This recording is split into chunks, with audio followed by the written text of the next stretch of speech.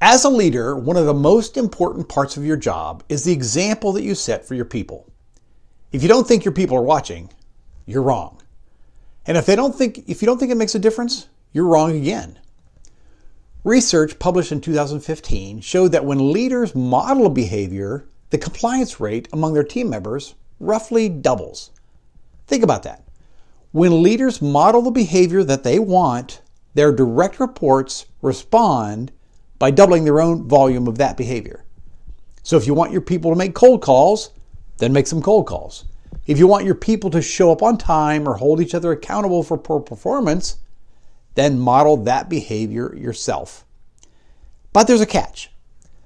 The style of example that you set plays a huge role in whether it will be adopted by others.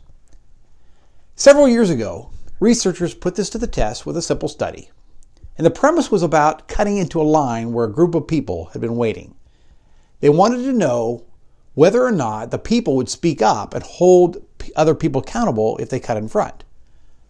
Now, most everybody says that they will speak up in a moment like this, but in reality, most don't do it.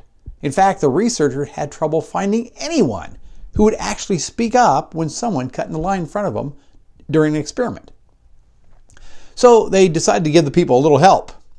And this time they planted a Confederate in that line.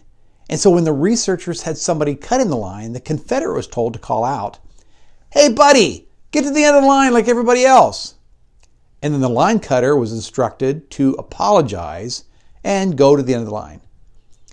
After everyone witnessed this event, the researchers waited a few minutes and then sent a new person in to cut in the line, and this time behind the Confederate who spoke up. Maybe that example would encourage more people to speak up. Did it? Absolutely not. Nobody who observed the abrupt example spoke up when the second person cut in line. They expected the example to inspire those people to do what they wanted to do, but they didn't. So the researchers were frustrated. So they went back to the drawing board and ran the experiment again, and this time they changed one thing.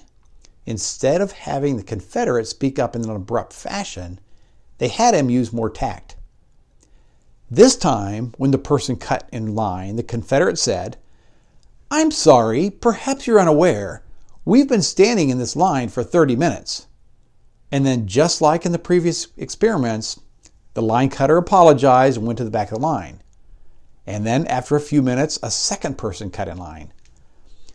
Now, what do you suppose happened now? Did everyone remain silent, or did somebody speak up?